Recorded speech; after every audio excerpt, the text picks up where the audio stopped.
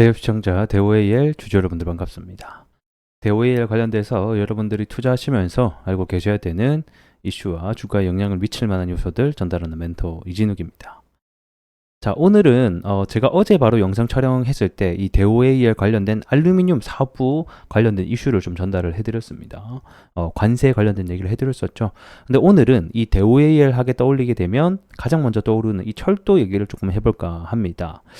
일단은 철도 관련된 이슈가 있어요. 그래서 뭐 보신 분들도 있겠고 뭐 모르시는 분도 있을 것 같은데 지금 철도가 이 지하화, 즉 지상철도 지하화를 하겠다라는 가이드라인이 발표가 됐습니다. 그래서 이에 따라서 또 철도 관련주로 대오AL이 있기 때문에 지금은 사실 이 주가와 이 정책 간의 연관성이 크진 않아요. 하지만 이 테마라는 것 자체가 사실 어떤 게 올라갈지 모르거든요. 그래서 관련주로 엮여만 있다라고 하면 그 수급은 누구에게 붙을지는 아무도 모르기 때문에 일단은 이런 이슈가 있으니 주가에 영향을 받을 수 있으니 우리가 이러한 부분도 알고 있으면 도움이 되겠죠. 그래서 오늘은 이 철도 관련된 정부 정책 얘기를 좀 함께 해보도록 하겠고, 기술적 분석으로 봤을 때 이제 조금씩 올라갈 수 있는, 즉 조정의 구간이 끝나고 이제 상승할 수 있는 신호들이 조금 나타나고 있어요. 그래서 이런 부분도 기술적으로 어떻게 되는지 함께 좀 알아보도록 하죠. 자, 이슈 체크 먼저 함께 해보도록 하겠습니다. 5월 7일 날짜에 나온 이제 뉴스가 되겠고, 벨벗은 철도 지하화 사업, 이 국토부가 가이드라인을 발표했다라는 소식인데요. 이 지자체 상대로 해서 설명회를 개최를 했습니다.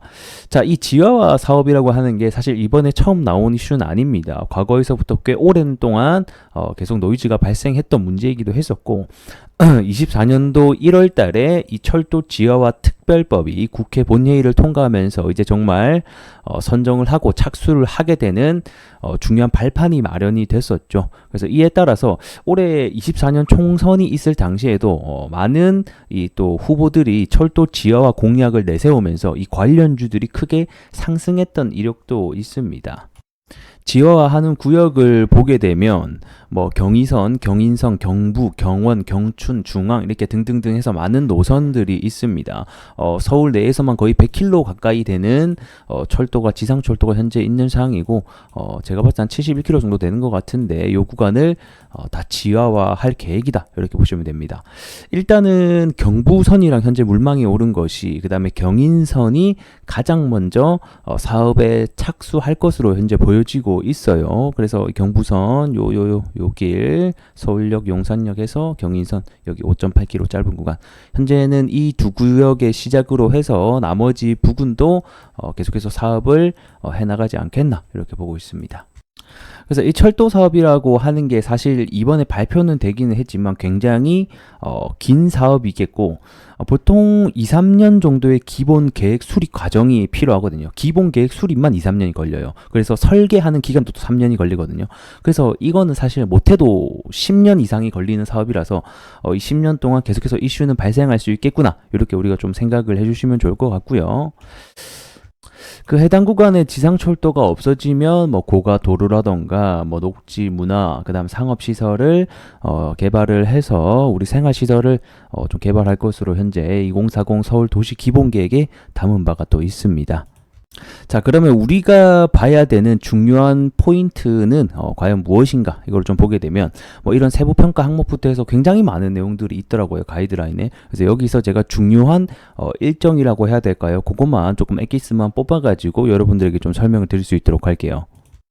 자, 철도 지하화 일정을 보게 되면 24년 5월 이번 달이죠. 이번 달 말중으로 이 지자체 의견을 수렴을 해서 이 가이드라인이 확정이 예정될 것으로 현재 나와 있습니다. 그러면 아무래도 이 관련주들이 5월 말까지는 또 일정이 잡혀 있다 보니까 조금씩 해서 주가가 오르지 않겠나, 이렇게 우리가 또 예상을 해볼 수가 있겠죠. 그리고 이제 6월에는 뭐 이런 지자체 컨설팅이 있는데 뭐 이거는 크게 중요한 건 아닌 것 같습니다. 그래서 이런 또 컨설팅을 함에 따라서 뭐 뉴스들이 나올 수 있겠죠, 지하와 관련된.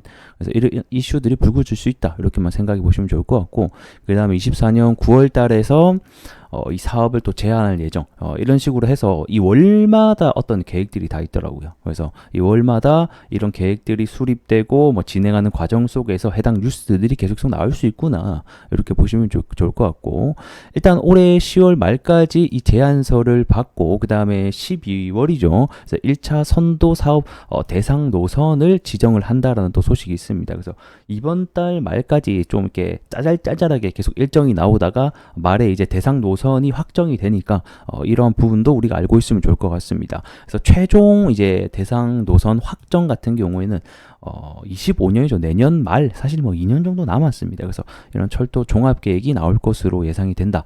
제가 방금 말씀드렸죠. 이 기본 계획만 해도 2년, 짧게는 3년 이상이 걸리는 사업이고, 해당 일정 같은 경우에는 추후에 충분히 딜레이가 또 될 수도 있다. 이런 것 좀 알고 계시면 좋을 것 같네요. 그래서 이 철도 지하와 뭐 재료를 보시는 분들이라고 하면 좀 짧게 보시기보다는 좀 긴 호흡으로 보시는 것도 좋은 방법이 될 수 있을 것 같고, 또는 이런 이슈가 중간중간에 월마다 있을 때마다 짧게 트레이딩 하시는 것도 또 좋은 방법이 될 수가 있을 것 같습니다. 자, 차트 함께 보도록 하겠습니다. 사실 대오AL 같은 경우에는 뭐 앞전 시간에도 계속 제가 설명을 드리지만, 이게 이제 영풍재지 한가 사태로 같이 휘말리게 되면서 주가가 많이 하락을 했습니다. 이렇게 큰 장대 음봉이 있다라는 것 자체가 심리가 굉장히 악화시킬 수 있는, 저하시킬 수 있는 요소가 되겠고요. 하지만 이 대오AL의 본질 가치랑은 좀 무방하게 이런 오너 리스크라고 해야 될까요? 이런 부분들이 엮인 부분이 있기 때문에 충분히 주가는 시간이 지나면 원래 가격대로 회복될 확률이 굉장히 높다, 이렇게 좀 설명을 드릴 수 있을 것 같고요. 먼저 이 최근의 주가 흐름을 보게 되면 한 차례 하락을 하고 나서 굉장히 작은 어떤 저점을 올리는 거지만 그래도 저점을 올려주고 있다는 거예요. 자, 1차적으로 여기 저점이 나왔죠. 그리고 다시 한 번 더 저점 밟고, 또 여기를 저점 밟고, 그리고 또 한 단계 더 높은 저점을 밟아주면서 상승을 할 수 있는 어떤 기조들을 보여주고 있다는 거예요. 하지만 좀 아쉬운 점이 있다라고 하면 두 가지 정도가 있는데, 첫 번째는 거래량과 거래 대금이 없어요. 이 거래량과 거래 대금이 없다라는 것 자체가 시장에 소외되어 있다라는 의미가 될 것 같고요. 첫 번째는. 그 다음에 두 번째는 뭐 제가 이런 이슈 저런 이슈 말씀드리지만 실질적으로 시장에 부각되고 있는, 사람들이 주목할 만한 이슈가 부각이 되고 있진 않아요. 당연히 그렇게라고 말을 할 수밖에 없는 게, 얘네가 가지고 있는 사업부 자체가 철도랑 알루미늄이잖아요. 사실 크게 부각이 될 수 없는 사업부예요, 애초에. 그렇기 때문에 사실 얘네들이 크게 부각 받으려면 원래는 알루미늄보다 철도 관련주로 굉장히 많이 올라갔거든요. 근데 최근에 뭐 철도 관련주가 대표적으로 뭐 대하TI가 있죠. 이런 대하TI도 주가가 사실 내려가고 있는 상황이라서 철도가 전반적으로 가는 시점에 이 대오AL도 좀 같이 부각을 받지 않겠느냐. 사실 그때까지는 우리가 위에서 만약에 들고 계신 분들이라고 하면 좀 기다려 봐야 되지 않겠나, 저는 좀 이렇게 보고 있습니다. 하지만 어쨌든 간에 긍정적인 포인트로는 이런 식으로 주가가 저점으로 들어 올려주는 모습은 분명히 좀 긍정적인 모습이 될 것 같고요. 하지만 거래 대금과 이슈가 없다, 그리고 고가를 새롭게 올려주고 있진 않다, 이러한 또 단점들도 함께 존재를 하는 것 같네요. 최근에는 이 1200원대 구간인 장기 이평선 구간을 뚫으려고, 돌파를 하려고 두 번이나 시도를 했고요. 이번에 다시 한 번 더 돌파 시도가 나온다라고 하면 돌파할 확률도 앞전에 매물 소환 흔적이 있으니 보다 수월하게 하지 않겠나, 이렇게 보고 있습니다. 여기를 돌파하려면 방금 말씀드린 대로 대금과 이슈가 필요하다는 점 알고 계시면 좋을 것 같고요. 이 해당 이슈 관련된 이런 실마리들을 계속 제가 던져드리고 있다고 보시면 좋을 것 같습니다. 철도 관련된 얘기, 그 다음에 알루미늄 관련된 얘기, 결국 이거 둘 중에 하나가 나오게 될 거예요, 제가 봤을 때는. 뭐 아니면 뭐 다른 것들도 나올 수 있는데, 그거는 추후에 나오면 또 여러분들에게 어떤 식으로 해석을 해서 판단을 하면 될지에 대한 부분도 좀 설명드릴 수 있도록 하겠습니다. 자, 오늘 영상은 여기서 마무리해 보도록 하겠고요. 전 또 다음 시간에 더 나은 내용으로 여러분들께 인사드릴 수 있도록 하겠습니다. 고맙습니다.